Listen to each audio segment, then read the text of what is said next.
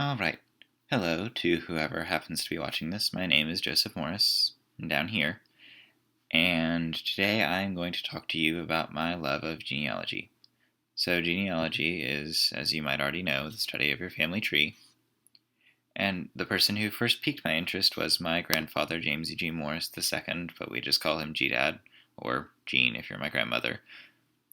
And he had a box of stuff that he had collected related to genealogy throughout his retirement. And so one day, it was years ago, I forget why I even started asking questions, but I asked my grandmother, and she said, "Oh, yeah, G-Dad's got plenty of stuff on that." So she got the box out, and over the next couple of visits, I organized it. And after I got done organizing it, G-Dad was just like, "Hey, I'm not going to do anything else with it. Do you want to take it home?" So I did. So I'll show that to you later, but that was what got me started. And then I also found out that my cousin Laura is also very interested in genealogy, and she actually works at a museum up in Baltimore, Maryland, digitizing a lot of their collection. And then lastly, the biggest person who has helped me with genealogy is my cousin Myra on my mother's side. Unfortunately, she's not pictured here.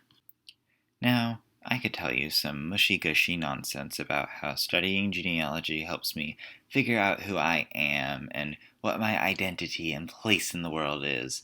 But y'all do this a lot. Y'all know when someone's lying, so I'm not going to. There are three major reasons that I study genealogy, only one of which is remotely mushy-gushy. The first is, well, it's just interesting. I don't know why you wouldn't think that knowing where your family came from and who, quote-unquote, gave rise to you is interesting. Second, there are some really funny stories when you look back. I mean, think about all the crazy stories in your family.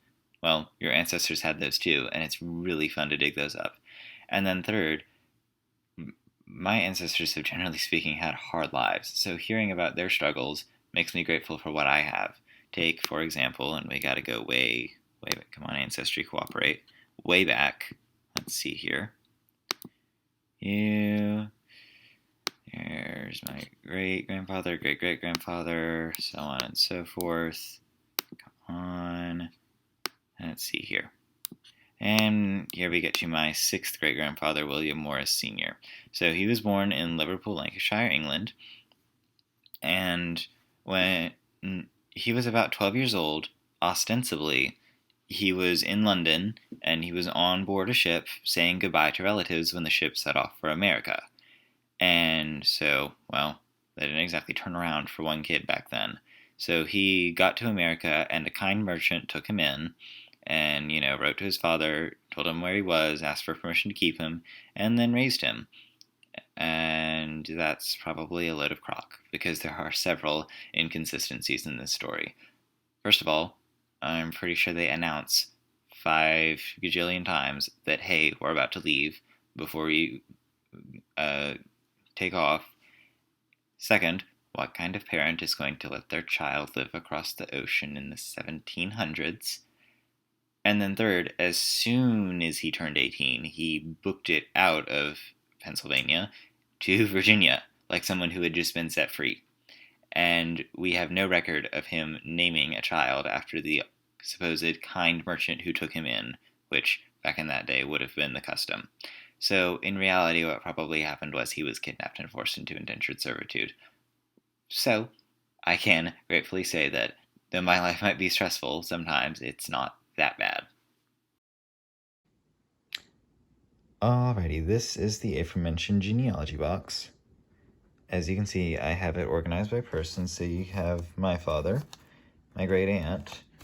All this belongs to my grandfather, who created the box in the first place. And then way back in the back, we have the England folder, which we will talk about in just a little bit. And then we have this, which comes from my mother's side of the family. This is stuff that my cousin Myra sent me. And then we have this wonderful book, Pioneers and Their Homes on Upper Kanawha. So the Kanawha is a river in what is now West Virginia. That is where William Morris settled when he turned 18 and fled the indentured servitude. And I love it for 2 reasons. One, we have this wonderful Morris family outline that talks about William Morris Sr. and his 8 to 10 kids and their 8 to 10 kids. So obviously I have not put all of those in Ancestry because, well, that's just a lot of people. It also has... Okay, I literally just have this where to go. The Will of William Morris Sr., recorded in 1792. And then lastly, like I said, everybody's family has funny stories even from way back when. So take Catherine Morris. She's my great some odd aunt. She once decided to attend a social function on the north side of the Kanawha, but found no boat on her side. So, taking the clothes she wished to wear, placed them in a sugar trough, and pushing it ahead of her, swam to the other side and attended the party. She was very casual about it and said she had done the same thing several times. Why does that sound like something I would do? The last thing I want to talk to you about is how my intended major will play into my love of genealogy.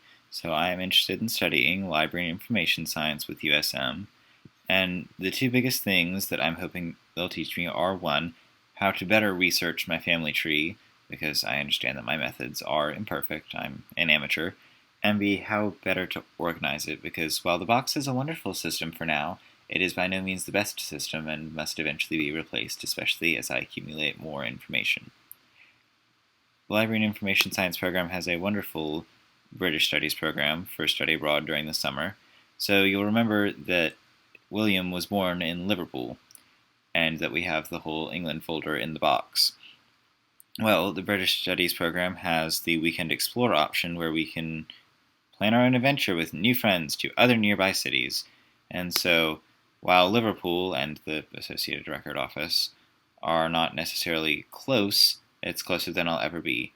So, the big problem is that there are 3 Morris families who lived in Liverpool at that time, and we have no idea which one William was from. So I'm hoping that if given the opportunity to study abroad, I can go up to Liverpool, search through their archives, and find out. Well, that's all I have to say.